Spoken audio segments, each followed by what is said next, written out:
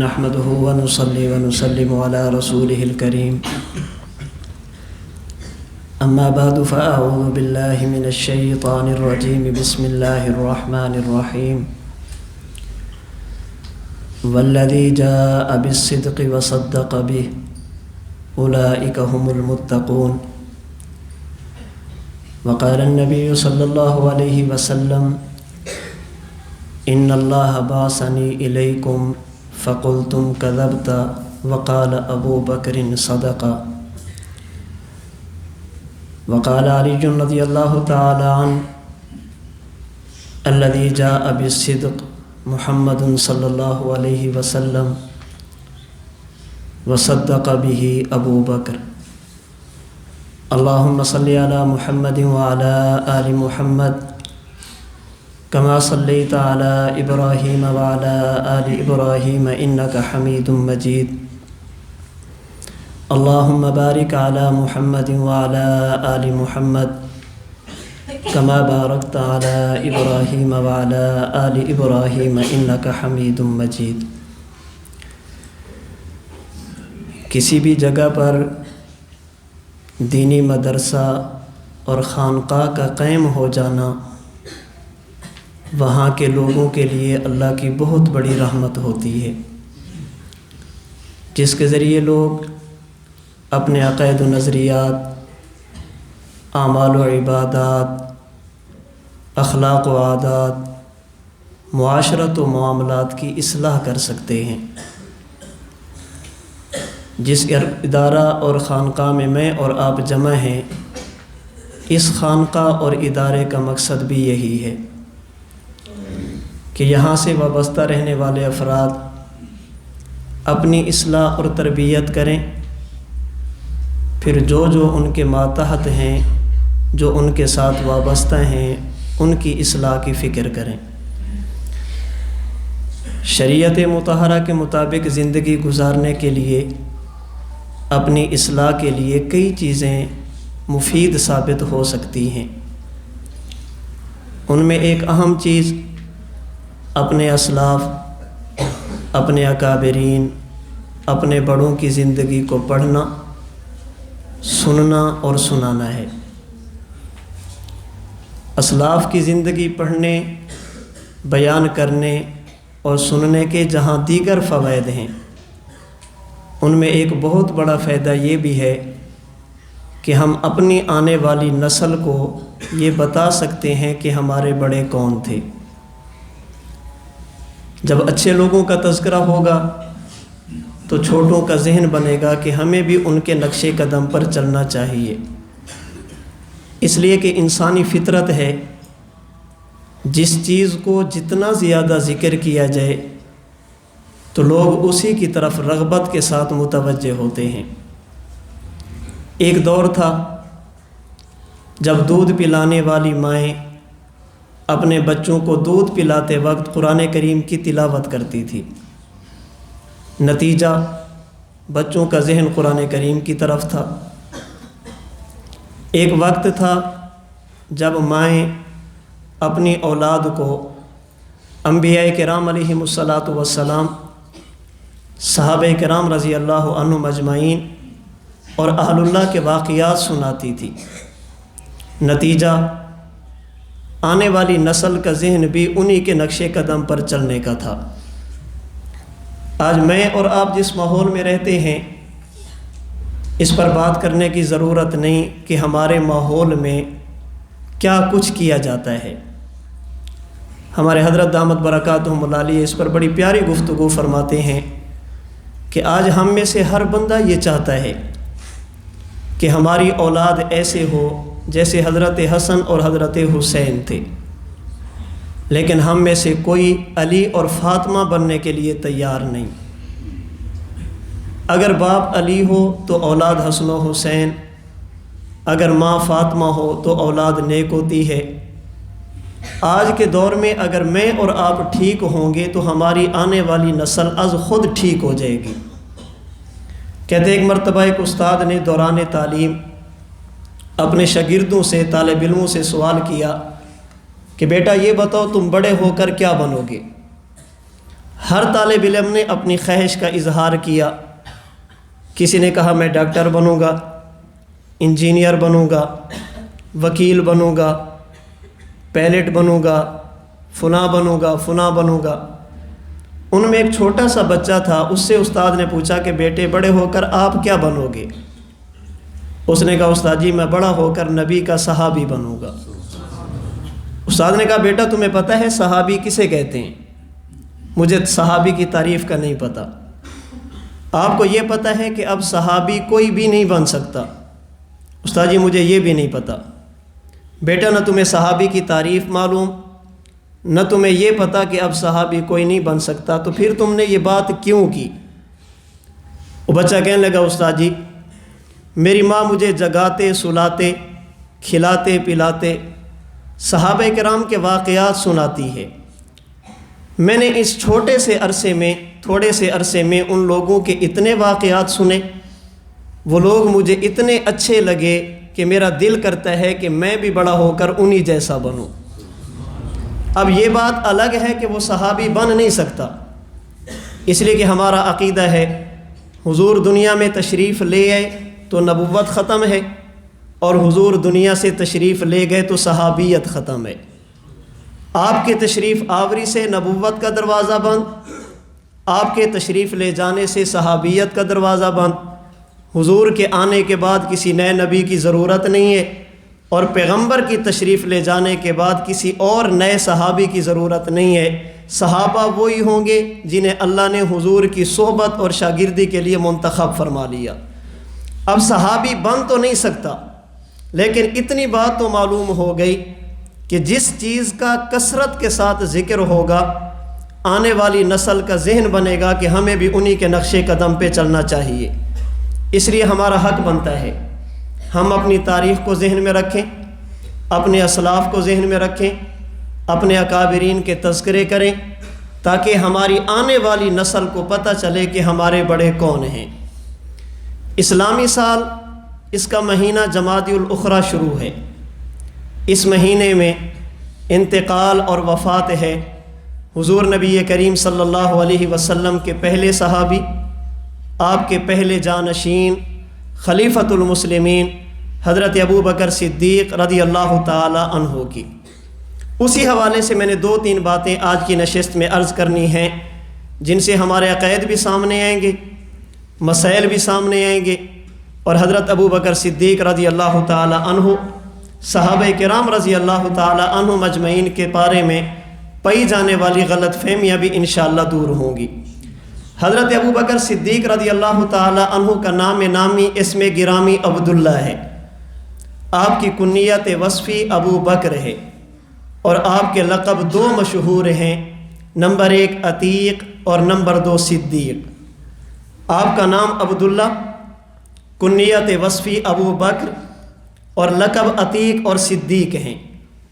عبداللہ نام کا مطلب اللہ کی عبادت کرنے والا، اور حضرت ابو بکر صدیق رضی اللہ تعالی عنہ کی زندگی اس پر گواہ ہے. آپ نے جب بھی سر جھکایا اللہ کے سامنے جھکایا، کبھی کسی غیر کے سامنے سر نہیں جھکایا. اگر کبھی آپ کو مجبور کیا بھی گیا تو آپ نے تب بھی کسی غیر اللہ کو سجدہ نہیں کیا. حالات ایسے پیدا کیے گئے کہ آپ کسی کے سامنے سر جھکیں، لیکن آپ نے زندگی بھر جب بھی پیشانی ٹیکی ہے اللہ کے سامنے، جب بھی سجدہ کیا ہے فقط اللہ کو. عبداللہ کا مطلب ہی یہ ہوتا ہے کہ جو صرف ایک کی عبادت کرے، در در پہ سر نہ جھکے. سلطان المحدثین ملا علی قاری رحمہ اللہ نے مرقات شرح مشکات میں لکھا، حضرت ابو بکر صدیق رضی اللہ تعالی عنہ بچپن کی حالت میں ہیں.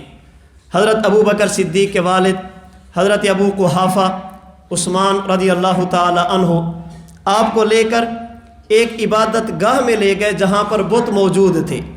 حضرت ابو بکر صدیق سے کہا کہ یہ ہمارے خدا ہیں، آپ ان کی عبادت کیجئے، یہ ہماری بگڑی بناتے ہیں، ان کو سجدہ کیجئے. حضرت ابو بکر صدیق نے ایک بت سے خطاب کر کے فرمایا کہ مجھے کھانے کی ضرورت ہے، مجھے کھانا دیجئے. اس بت نے جواب نہیں دیا. فرمایا مجھے پینے کی ضرورت ہے، مجھے پانی دیجئے. اس نے تب بھی جواب نہیں دیا. فرمایا مجھے لباس کی ضرورت ہے، مجھے لباس دیجئے. اس نے تب بھی جواب نہیں دیا. فرماتے میں نے نیچے سے پتھر اٹھا کر اس بت سے خطاب کرتے ہوئے کہا میں تمہیں پتھر مارنے لگا ہوں، اگر تو نفع اور نقصان کا مالک ہے تو اپنے آپ کو بچانا۔ میں نے پتھر مارا، بت کو جا کے لگا، میرے والد نے دیکھ دیا، بیٹا یہ کیا کر رہے ہو؟ کہا ابا جان آپ نے کہا یہ نفع نقصان کے مالک، بگڑی بنانے والے، ضرورتیں پوری کرنے والے، یہ مشکل کشا اور حاجت روا، میں نے ضرورتیں رکھی ہیں، اس نے پوری نہیں کی، میں نے پتھر مارا، اس نے اپنے آپ کو بچایا نہیں۔ والد نے غصے میں ابو بکر کے بازو کو پکڑا، لے کر حضرت ابو بکر کی والدہ کے پاس ہے، دیکھیے یہ کیا کرتا ہے، بتوں کی توہین کرتا ہے۔ حضرت ابو بکر کی والدہ نے پوچھا کہ آپ نے کیا کہا تھا؟ میں نے کہا تھا عبادت کیجئے۔ کہا یہ کبھی کسی غیر کی عبادت نہیں کرے گا۔ وجہ کیا ہے؟ کہا اس لیے کہ جب یہ پیدا ہونے لگا تھا آپ موجود نہیں تھے، اس کی ولادت پر جو آوازیں میں نے سنی ہیں وہ آوازیں آپ نے نہیں سنی، جو بشارتیں اور خوشخبریاں میں نے سنی وہ بشارتیں اور خوشخبریاں آپ نے نہیں سنی۔ ابو بکر صدیق کی ولادت کے وقت آسمان سے ملائکہ نے مجھے خوشخبری دیتے ہوئے کہا یا امت اللہ بالتحقیق ابشری بالولد العتیق اسمہ فی السماء الصدیق لمحمد صاحب و رفیق۔ اے اللہ کی بندی تجھے مبارک ہو، اللہ پاک تجھے ایسا بیٹا دینے لگے ہیں، الولد العتیق، جسے اللہ جہنم سے آزاد فرمائیں گے، اسمہ فی السماء الصدیق، اس کا نام نامی اسم گرامی آسمان میں صدیق رکھا جائے گا، لمحمد صاحب و رفیق، اور وہ آخری نبی جناب محمد مصطفیٰ صلی اللہ علیہ وسلم کا صحابی اور رفیق بنے گا۔ ابو بکر کے ابا جسے اللہ جہنم سے آزاد کرے وہ کبھی کسی غیر کو سجدہ نہیں کیا کرتا، جو نبی کا صحابی اور رفیق بنے وہ فقط ایک ذات کو سجدہ کیا کرتا ہے۔ تو حضرت ابو بکر صدیق کے نام عبداللہ کا مطلب یہ ہے آپ نے کسی غیر اللہ کو سجدہ نہیں کیا، آپ نے کبھی کسی غیر کے سامنے پیشانی کو نہیں جھکایا، اس لیے آپ کا نام عبداللہ رکھا گیا۔ آپ کی کنیت وصفی یہ ابو بکر ہے۔ کنیت وصفی کا معنی یاد رکھیے، اگر کسی بندے کی کنیت اس کی اولاد کی وجہ سے رکھی جائے اسے کنیت نسبی کہا جاتا ہے۔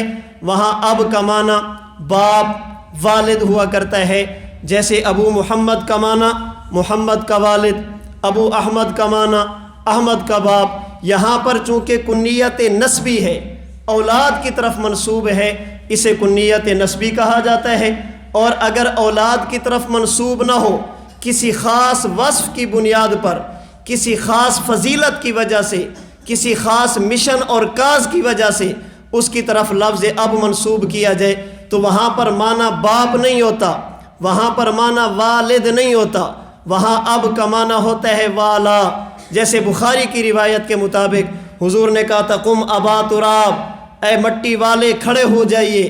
حضرت علی کو حضور نے ابو تراب کہا۔ ابو تراب کا معنی مٹی کا باپ نہیں، مٹی والا۔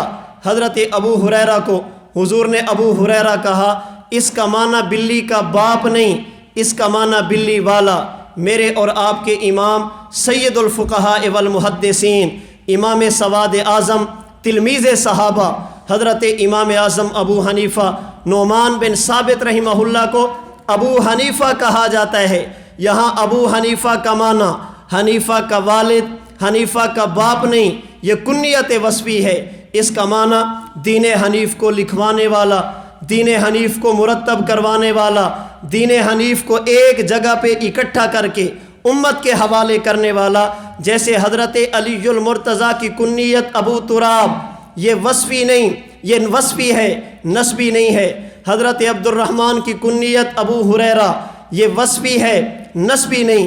امام نعمان بن ثابت کی کنیت ابو حنیفہ، یہ وصفی ہے، نسبی نہیں۔ اسی طرح حضرت ابو بکر کی کنیت، حضرت ابو عبداللہ کی کنیت ابو بکر، یہ وصفی ہے، یہ نسبی نہیں ہے۔ سوال یہ ہے، امام حضرت ابو ہریرہ کو تو ابو ہریرہ بلی پالنے کی وجہ سے کہا گیا، امام صاحب کو تو ابو حنیفہ دین لکھوانے کی وجہ سے کہا گیا، حضرت علی المرتضیٰ کو ابو تراب مٹی پر لیٹنے کی وجہ سے کہا گیا، حضرت صدیق کو ابو بکر کیوں کہا گیا؟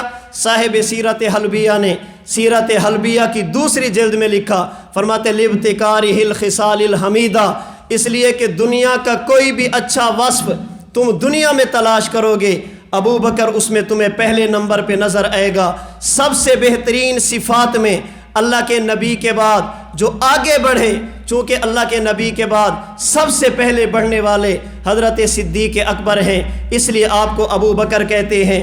نبی کے ساتھ دوستی میں آگے بڑھنے والا ابو بکر ہے، نبی پر مال لوٹانے والا ابو بکر ہے، نبی کو کنواری بیٹی دینے والا ابو بکر ہے، دین کے لیے سب کچھ پہلے قربان کرنے والا ابو بکر ہے، نبی کے بعد مصلی پہ پہلے کھڑا ہونے والا یہ ابو بکر ہے، اللہ کے نبی کی تشریف لے جانے کے بعد نبی کا جانشین بننے والا یہ ابو بکر ہے، اللہ کے نبی کی تشریف لے جانے کے بعد پہلے انتقال خلفائے راشدین میں سے کر کے نبی کے روضے میں ساتھ جانے والا ابو بکر ہے، قیامت کے دن نبی کے ساتھ قبر سے اٹھنے والا یہ ابو بکر ہے، جنت میں جانے والا نبی کے ساتھ یہ ابو بکر ہے۔ بلکہ بخاری شریف کی روایت کو اس کے ساتھ ملائیے تاکہ پتہ چلے نبی کے ساتھ ابو بکر صدیق چلتا کیسے ہے۔ رحمت کائنات صلی اللہ علیہ وسلم نے ایک مجلس میں بیٹھ کر فرمایا لوگو جنت کے 8 دروازے،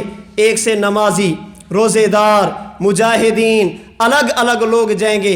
حضرت ابو بکر صدیق کھڑے ہوئے، یا رسول اللہ ایک بات پوچھنے لگا ہوں، پوچھنے کی وجہ صرف اور صرف اپنی محبت کا اظہار ہے۔ یا رسول اللہ اگر کسی مسلمان کو جنت میں تھوڑی سی بھی جگہ مل جائے اسے کسی اور چیز کی ضرورت نہیں، لیکن خواہش کی بنیاد پہ، معلومات کی بنیاد پہ پوچھنا چاہتا ہوں۔ آپ نے جنت کے دروازوں کا تذکرہ کیا، ان دروازوں سے گزرنے والے صحابہ کرام، مومنین، اہل ایمان کا تذکرہ فرمایا، الگ الگ دروازے ذکر کیے۔ حضور ذرا یہ تو بتائیے کیا آپ کی امت میں کوئی ایسا فرد بھی ہوگا جو قیامت کے دن میدان حشر میں جائے، سامنے جنت لے جائے، جنت کے 8 دروازے لے جائیں اور ہر دروازے کی خواہش یہ ہو یہ بندہ مجھ سے گزر کے جائے، ہر دروازے کی خواہش یہ ہو اے کاش اس کا گزر مجھ سے ہو جائے۔ آسان لفظوں میں کہنا چاہوں گا یا رسول اللہ آپ کی امت تو جنت کے لیے ترسے گی، کیا کوئی ایسا خوش نصیب بھی ہوگا جس کے لیے اللہ کی جنت ترسے؟ رحمت کائنات نے مسکرا کے فرمایا نعم وارجو ان تکون منہم، ابو بکر بالکل ہوگا، اور میں محمد یقین کے ساتھ کہتا ہوں قیامت کے دن جب تو اللہ کی جنت کے سامنے جائے گا ہر کسی کی خواہش ہوگی میں جنت میں جاؤں، اور جنت کی خواہش یہ ہوگی ابو بکر مجھ میں آ جائے۔ جنت کے لیے لوگ ترسیں گے اور تیرے لیے جنت ترسے گی۔ ابو بکر صدیق رضی اللہ تعالی عنہ نبی کے وہ صحابی جس طرح نبوت کے لیے قیامت کے دن جنت ترسے گی، اسی طرح ابو بکر صدیق کے لیے خدا کی جنت ترسے گی۔ صدیق اکبر تیری صداقت پہ کیسے کس کو کلام ہوگا کہ دونوں عالم میں بعد نبیوں کے اونچا تیرا مقام ہوگا۔ نبی کا روضہ ہے جس کا مدفن، رش کے عالم ہے جس کا مسکن، خدا کی جنت بھی جس کو ترسے وہ کتنا ذی احترام ہوگا۔ حضرت ابو بکر کو ابو بکر کہتے ہیں لابتکارہ الخصال الحمیدہ، اس لیے کہ کائنات کی جو بھی خوبی دیکھو گے ابو بکر صدیق اس میں آگے بڑھنے والا ہوگا۔ آپ کا لقب صدیق ہے۔ آپ کو صدیق کیوں کہتے ہیں یا صدیق کسے کہتے ہیں؟ حضور صلی اللہ علیہ وسلم نے ارشاد فرمایا لوگو ان اللہ باسنی الیکم فقلتم کذبت وقال ابو بکر صدقہ، لوگو میں نے اللہ کا پیغام تم تک پہنچایا، میں نے اعلان نبوت کیا، لوگوں نے تکذیب کی، سب سے پہلے جس نے تصدیق کی وہ ابو بکر صدیق تھا۔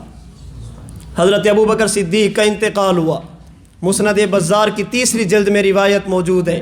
حضرت علی المرتضیٰ تشریف لے آئے، حضرت ابو بکر صدیق رضی اللہ تعالی عنہ کے جسد اطہر کو دیکھا اور روتے ہوئے اس نے کئی جملے کہے۔ حضرت علی المرتضیٰ رضی اللہ تعالی عنہ نے ان میں سے ایک جملہ یہ تھا اشبہہم برسول اللہ صلی اللہ علیہ وسلم ہدیا و سمتا و فضلا و رحمتا، فرمایا ابو بکر تو وہ تھا جس کی زندگی نبی کی زندگی کے مشابہ تھی، جس کی زندگی نبی کی زندگی کے مشابہ تھی۔ حضرت علی المرتضیٰ کا فرمان دیکھیے، اللہ کے نبی صلی اللہ علیہ وسلم کی حدیث دیکھیے، اب سمجھیے صدیق کسے کہتے ہیں۔ امام اہل سنت حضرت مولانا عبدالشکور صاحب لکھنوی رحمہ اللہ نے سیرت خلفائے راشدین کے صفحہ 22 پہ لکھا، فرماتے شریعت مطہرہ میں صدیق اسے کہتے ہیں جس کی سرحد نبوت کی سرحد سے ملتی ہو۔ جس کی سرحد نبوت کی سرحد سے مل جائے اسے ابو بکر صدیق کہتے ہیں۔ کیا معنی؟ ایک طرف نبی کو کھڑا کیجئے، دوسری طرف ابو بکر کو کھڑا کیجئے، جس کی زندگی کے اندر نبوت کی زندگی کا عکس نظر ہے اسے ابو بکر صدیق کہتے ہیں۔ نبی کے عکس کو، جس کی زندگی کا ایک ایک لمحہ نبی کی زندگی کے ایک ایک لمحے سے ملتا جائے اسے صدیق کہتے ہیں۔ اللہ کے نبی کی ولادت کے وقت اگر آسمان سے ملائکہ نے بشارتیں دی، ابو بکر کی ولادت کے وقت بھی آسمان سے ملائکہ نے بشارتیں دی۔ اللہ کے نبی کو اہل کتاب نے دیکھا، انہوں نے کہا یہ عام نہیں، اللہ کا نبی ہوگا۔ ابو بکر کو دیکھا، کہا یہ عام نہیں، نبی کا صحابی بنے گا۔ اہل کتاب نے نبی کو دیکھا اور کہا اے محمد خدا تجھے ضائع نہیں کرے گا، انک لتصل الرحم وتکسب المعدوم وتحمل الکل وتقرئ الضیف وتعین علی نوائب الحق۔ آپ اوصاف حمیدہ کے مالک، اللہ آپ کو ضائع نہیں کریں گے۔ جس طرح نبوت نے زندگی میں کبھی شرک نہیں کیا، ابو بکر صدیق نے زندگی میں کبھی شرک نہیں کیا۔ جیسے اللہ کے نبی نے کبھی شراب کو منہ نہیں لگایا، حضرت ابو بکر صدیق نے کبھی شراب کو منہ نہیں لگایا۔ جیسے نبوت کی زندگی میں بدکاری نہیں، اسی طرح ابو بکر صدیق کی زندگی میں بدکاری نہیں۔ اللہ کے نبی نے کبھی خدا کی وحدت میں، اللہ کی وحدانیت میں شک نہیں کیا، ابو بکر صدیق نے کبھی خدا کی وحدانیت میں شک نہیں کیا۔ اللہ کے نبی صلی اللہ علیہ وسلم نے اعلان نبوت فرمایا، جیسے تکلیف حضور کو دی گئی ابو بکر صدیق کو بھی دی گئی۔ جیسے ہجرت کے لیے مجبور اللہ کے نبی کو کیا گیا، حضرت صدیق اکبر کو بھی ساتھ کیا گیا۔ جیسے غار میں حضور پہنچے ابو بکر صدیق بھی ساتھ پہنچے۔ جیسے اللہ کے نبی بدر میں ابو بکر صدیق بھی ساتھ بدر میں، اللہ کے نبی احد میں ابو بکر صدیق بھی ساتھ احد میں۔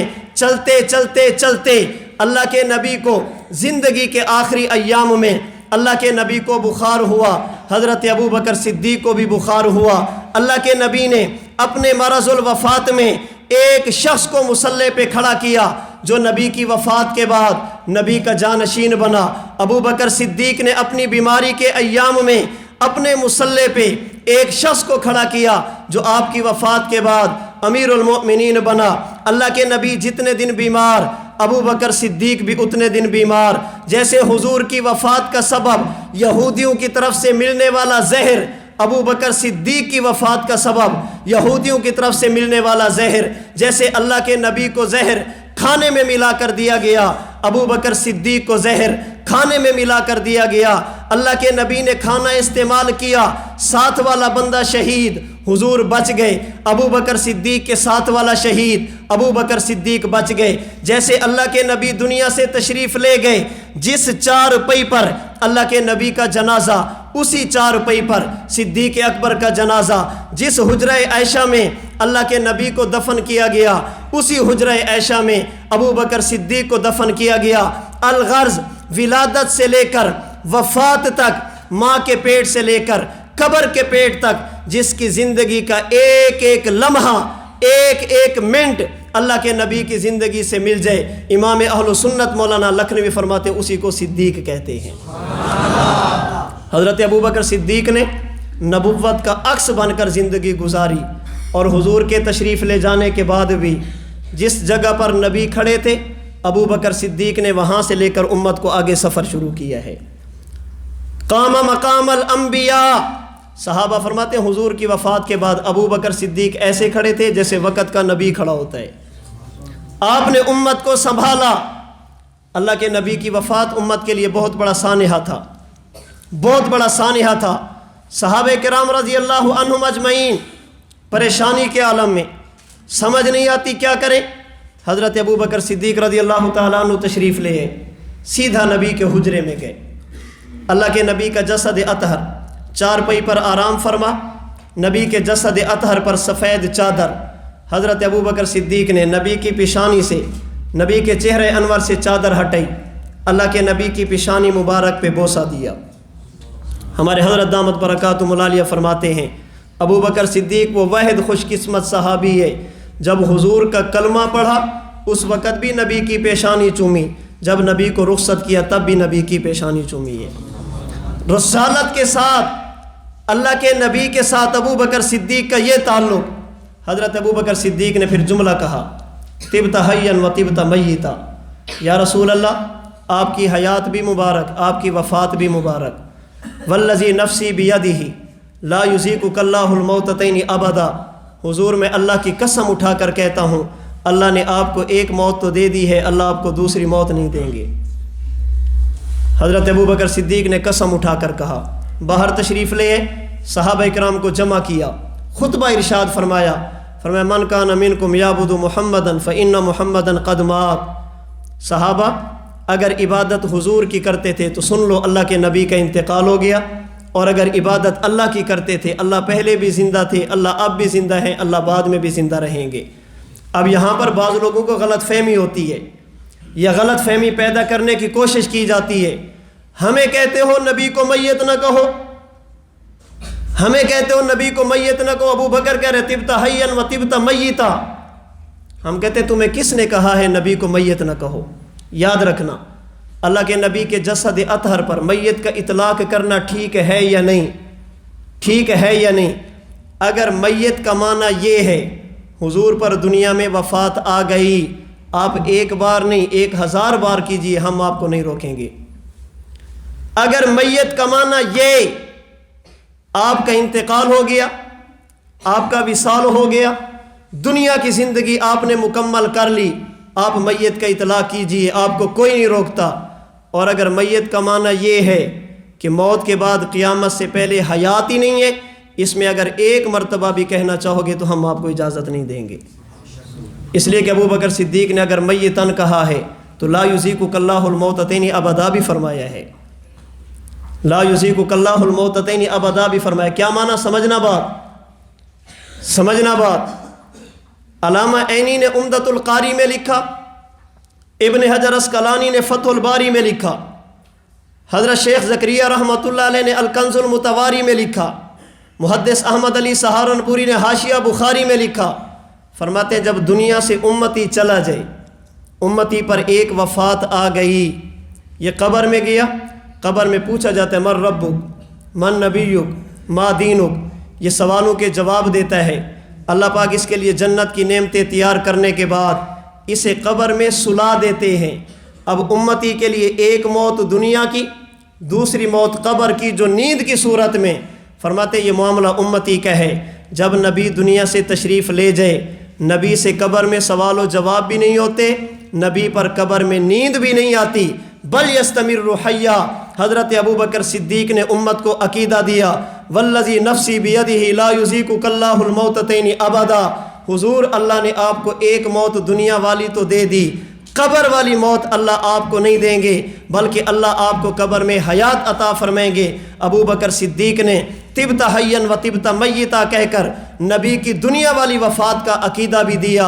حضرت ابو بکر صدیق نے لا یذیقک اللہ الموتتین ابدا کہہ کر اللہ کے نبی کی قبر کی حیات والا عقیدہ بھی دیا۔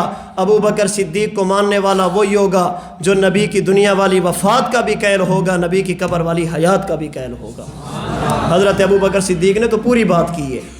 حضرت ابو بکر صدیق نے امت کو سنبھالا، اللہ کے نبی کی ختم نبوت کی جنگ لڑی۔ جس جگہ پر حضور صدیق کو کھڑا کر کے گئے، دنیا کی کوئی طاقت 1 انچ بھی ادھر ادھر نہیں کر سکی، نہ کسی کی نفرت، نہ کسی کی محبت، نہ کوئی اپنا نہ کوئی غیر۔ جہاں پر نبی نے ابو بکر کو کھڑا کیا، ابو بکر صدیق اسی جگہ پہ کھڑے تھے۔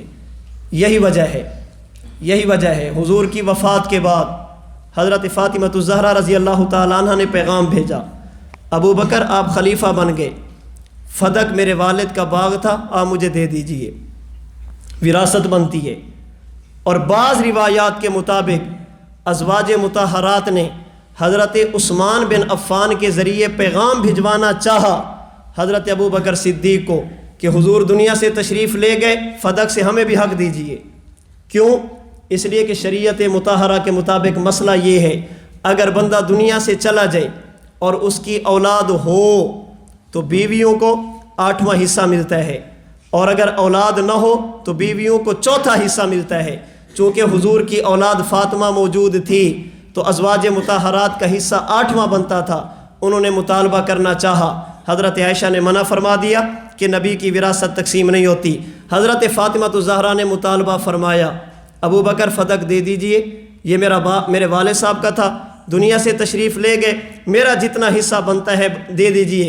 حضرت ابو بکر صدیق فرمانے لگے، اللہ کی قسم، نبی کا خاندان مجھے اپنے خاندان سے زیادہ محبوب ہے، نبی کا گھرانہ مجھے اپنے گھرانے سے زیادہ محبوب ہے، نبی کی اولاد مجھے اپنی اولاد سے زیادہ محبوب ہے، لیکن فاطمہ یہ نہیں دے سکتا، یہ نہیں دے سکتا۔ کیوں؟ فرمانے لگے اس لیے کہ میں نے اپنے کانوں سے نبوت کا فرمان سنا، نبی دنیا سے چلا جائے نبی کی وراثت تقسیم نہیں ہوتی، ما ترکنا فہو صدقہ، جو کچھ نبی چھوڑ کے جائے وہ صدقہ بن جایا کرتا ہے۔ اگر نبی کا فرمان نہ ہوتا میں یہ صدق اٹھا کر تمہیں دے دیتا، یہ گنتی کے جو چند کھجور کے باغ ہیں اور یہ چند تعداد چند ایک درخت ہیں یہ تمہیں دے دیتا، لیکن نبی کا فرمان ہے اقضی بما قضى النبی صلی اللہ علیہ وسلم، ابو بکر وہی فیصلہ کرے گا جو اللہ کے رسول فرماتے تھے، تمہاری ضرورتیں پہلے بھی پوری کی جاتی تھی، آج بھی پوری کی جائیں گی، لیکن بات اگر وراثت کی آئے گی نبوت کی وراثت تقسیم نہیں ہوتی، اس لیے ابو بکر صدیق تمہیں یہ باغ نہیں دے سکتا۔ حضرت فاطمہ الزہرا رضی اللہ تعالیٰ عنہ چپ ہو گئی تھی۔ حضرت فاطمہ نے پھر اس پر بات نہیں فرمائی۔ اس پر یہ کہنا کہ سیدہ فاطمہ الزہرا رضی اللہ تعالیٰ عنہ ناراض ہو گئی تھی، یہ نقل کے بھی خلاف ہے، عقل کے بھی خلاف ہے، نقل کے بھی خلاف ہے، عقل کے بھی خلاف ہے۔ نقل کے خلاف کیسے؟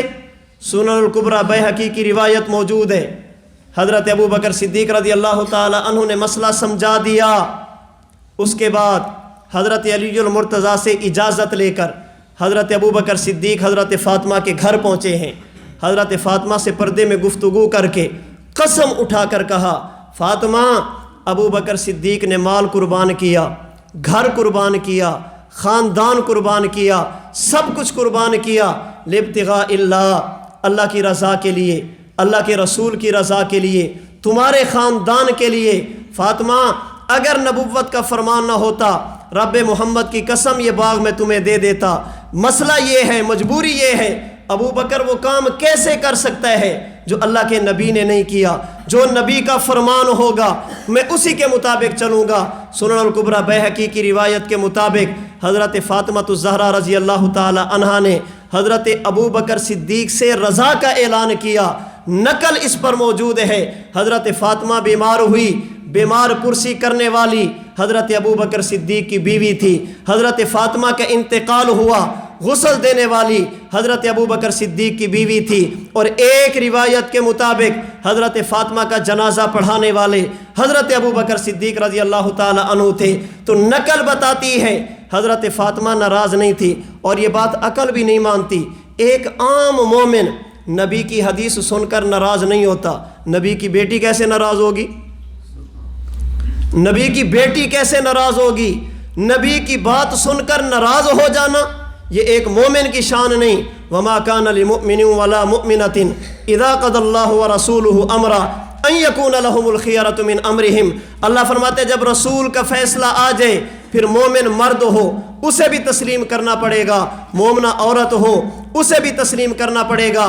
اگر آپ یہ کہو گے کہ حضرت فاطمہ ناراض تھی، یہ نقل کے بھی خلاف، عقل کے بھی خلاف رہی یہ بات کہ فلاں کتاب میں ہے، فلاں حدیث کی کتاب میں ہے کہ حضرت فاطمہ ناراض ہو گئی تھی، ہمارے حضرت دامت برکاتہم العالیہ کا اس پر تفصیلی مقالہ موجود ہے۔ خلاصہ اس کا یہ ہے، امام ابن شہاب زہری رحمہ اللہ تعالی جس روایت میں وہ ہیں وہاں پر غضبت کے الفاظ ہیں، جن میں وہ نہیں اس میں ناراضگی کے الفاظ نہیں۔ اس کا معنی یہ ہے، یہ امام ابن شہاب زہری کی اپنی فہم، اپنی سمجھ تھی، حضرت عائشہ رضی اللہ تعالی عنہ کا فرمان نہیں ہو سکتا۔ باقی حضرت ابو بکر صدیق نے حضرت فاطمہ کا حق غصب نہیں کیا، حضرت ابو بکر صدیق نے حضرت فاطمہ کا حق غصب نہیں کیا۔ حق غصب کیسے کر سکتے؟ حضرت ابو بکر صدیق تو اپنا سب کچھ اللہ کے نبی کے نام پر، اللہ کے نبی کے دین کے لیے قربان کر رہے ہیں۔ کوئی الزام لگاتے تو بڑا لگاتے کہ کہ 2 एकड़ 3 एकड़ 5 एकड़ 10 एकड़ مربع باغ تھا جو ابو بکر صدیق نے غصب کیا. گنتی کے چند کھجور کے درخت ہیں، ابو بکر صدیق نے وہ غصب کر لیے. بندہ الزام لگاتا ہے، کوئی بڑھا تو لگاتا ہے. 11 لاکھ مربع میل پر حکومت کرنے والا شخص یہ 13 کھجوروں کے درختوں پر قبضہ کرے گا، جس نے اپنا سب کچھ نبی کے نام پر قربان کیا. حضرت ابو بکر صدیق نے حضرت فاطمہ کا حق غصب کیا. یاد رکھنا یہ بھی نقل کے بھی خلاف ہے، عقل کے بھی خلاف ہے. اس لیے کہ نبوت کا فرمان موجود ہے کہ نبی کی وراثت مالی تقسیم نہیں ہوتی. جو کچھ اللہ کے نبی چھوڑ کر جائیں وہ کیا بنتا ہے؟ کیوں؟ نبی کا مال وراثت میں تقسیم نہیں ہوتا. کیوں؟ اس لیے اگر نبی کا مال وراثت میں تقسیم ہو، کوئی بدبخت کہہ سکتا تھا اللہ کے نبی نے اعلان نبوت اس لیے کیا تاکہ مال جمع کر کے اپنی اولاد کو دیں. اللہ اپنے نبی کی اولاد کی ناموس کی حفاظت کے لیے قانون بنا دیتے ہیں کہ نبی کا مال وراثت میں تقسیم نہیں. نبی کا مال وراثت میں تقسیم نہیں ہوتا. اس کی کئی حکمتیں ہیں، ان میں سے ایک حکمت یہ بھی ہے نبی کا مال وراثت میں تقسیم ہو یہ نبی کی شان توکل کے خلاف ہے. نبی ایک وقت کا کھاتے ہیں تو دوسرے کے لیے بچا کے نہیں رکھتے، وراثت کہاں سے جمع کریں گے؟ اس لیے نبی کا مال وراثت میں تقسیم نہیں. ہاں علم نبی کی وراثت ہے جو آگے تقسیم ہوتی ہے. پھر بالخصوص اگر حضرت ابو بکر صدیق نے حضرت عائشہ کو دیا ہوتا، حضرت فاطمہ کو نہ دیا ہوتا، آپ کا اعتراض بنتا تھا کہ اپنی بیٹی کو دیا، نبی کی بیٹی کو نہیں دیا. حضرت ابو بکر صدیق نے نہ اپنی بیٹی کو دیا نہ نبی کی بیٹی کو دیا. کیوں؟ اس لیے کہ حدیث مبارک موجود تھی نبی کا مال وراثت میں تقسیم نہیں ہوتا. نقل کے خلاف ہے اور عقل کے بھی خلاف ہے. عقل کے بھی خلاف ہے کہ کوئی بندہ پوری زندگی اپنا سب کچھ، یہاں تک کہ اپنے جسم کا لباس بھی اللہ کے راستے میں صدقہ خیرات کر دے، اپنے لیے کچھ بھی بچا کے نہ رکھے، اپنے لیے کچھ بھی بچا کے نہ رکھے، سب کچھ اللہ کے نام پر قربان کر دے، وہ گنتی کے چند کھجوروں پر قبضہ کرے گا. یہ عقل کے بھی خلاف ہے، یہ عقل کے بھی خلاف ہے. صدیق اکبر جے دل نبی دا دکھایا ہووے ثبوت دے وہ، فرق اس دی غلامی اندر جے آیا ہووے ثبوت دے وہ، فدق دا پیسہ جے ذات اپنی تے لایا ہووے ثبوت دے وہ، رفیق ہجرت دا کوئی دشمن عقل تو اے گل منا نہیں سکدا، نبی دے نا تو جو گھر لٹاوے او باغ زہرا دا کھا نہیں سکدا. عقل کے خلاف ہے، عقل سے کام لو. یہ بات تو عقل کے خلاف ہے، عقل بھی ماننے کے لیے تیار نہیں. عرض میں یہ کر رہا تھا صدیق عکس نبوت کو کہتے ہیں. جہاں پر نبی کھڑا ہو، جو بندہ ساتھ کھڑا ہو جائے اسے صدیق کہتے ہیں. حضرت ابو بکر صدیق نے پوری زندگی نبی کے دین کی خدمت میں گزاری، اللہ کے نبی کے ساتھ وفا کرتے ہوئے گزاری، اپنا سب کچھ قربان کیا. نتیجہ امام آجری رحمہ اللہ نے الشریعہ میں لکھا، ابن عساکر دمشقی نے تاریخ ابن عساکر میں لکھا، امام فخر الدین رازی نے تفسیر کبیر میں لکھا، امام سیوطی رحمۃ اللہ علیہ نے الخصائص الکبریٰ میں لکھا، دیگر بھی کئی علماء نے اس بات کو نقل کیا. حضرت ابو بکر صدیق کی زندگی کے آخری دن آپ نے وفات سے پہلے وصیت کی، جب میرا انتقال ہو جائے جنازہ پڑھنا، جنازہ ادا کرنے کے بعد میری میت کو چارپائی کو نبی کے روضے کے سامنے رکھنا، پھر اجازت مانگنا، اگر اللہ کے نبی اجازت دے تو دفن کرنا، اجازت نہ ملے تو عام قبرستان میں دفن کرنا. یہ علماء لکھتے ہیں، سند کے ساتھ لکھتے ہیں، اور اصول حدیث کی روشنی میں یہ سند کم از کم درجہ حسن ہے. اللہ کے نبی کے صحابی ابو بکر صدیق کے جنازے کو اٹھایا گیا، اللہ کے نبی کے روضے کے سامنے رکھا گیا. السلام علیکہ یا رسول اللہ، ھذا ابو بکر بالباب. صحابہ کرام نے سلام کیا، اللہ کے نبی سے اجازت مانگی. فرماتے فَإِذَا الْبَابُ قَدْ انْفَتَحَتْ، دروازہ کھل گیا. وَنُودِيَ مِنَ الْقَبْرِ الشَّرِيفِ، اور اللہ کے نبی کی قبر انور سے آواز آئی، ادخلوا الحبیب الی الحبیب، آج ابو بکر کو نبی کے ساتھ دفن کر دو. صدیق اکبر نے وفا کی انتہا کی، اللہ کے نبی نے بھی وفا کی انتہا کی. حضرت ابو بکر صدیق رضی اللہ تعالی عنہ نے اپنی وفات کے بعد بھی امت کو اعتقادی گمراہی سے بچانے کے لیے عقیدہ دیا. اس لیے ہمارے حضرت دامت برکاتہم العالیہ فرماتے ہیں صدیق کسے کہتے ہیں؟ اس کی کئی تعریفیں ہو سکتی ہیں، ان میں سے ایک تعریف صدیق اسے کہتے ہیں جو زبان سے کہے وہ عمل سے کر کے دکھائے. صدیق نے کہا تھا لا یذیقک اللہ الموتتین ابدا، اپنے قول سے ابو بکر صدیق نے حیات بیان کی، پھر وفات کے بعد عملی طور پر بھی بتایا اللہ کے نبی قبر انور میں زندہ ہیں۔ تو ہمیں چاہیے ہم اپنے اسلاف کی زندگیوں کو پڑھیں، اپنے اکابرین کی زندگیوں کو پڑھیں، تاکہ ان کے ذریعے جو ہمیں اعتقادی اصلاح ہوتی ہے ہم اسے لیں، عملی اصلاح ہوتی ہے اسے لیں، معاشرتی اور معاملاتی اصلاح ہوتی ہے اسے لیں۔ اللہ پاک مجھے اور آپ کو حضرات صحابہ کرام رضی اللہ عنہم اجمعین کے نقش قدم پہ چلنے کی، اپنے اسلاف اپنے اکابرین کے نقش قدم پر چلنے کی توفیق عطا فرمائے۔ وآخر دعوانا ان الحمد للہ رب العالمین۔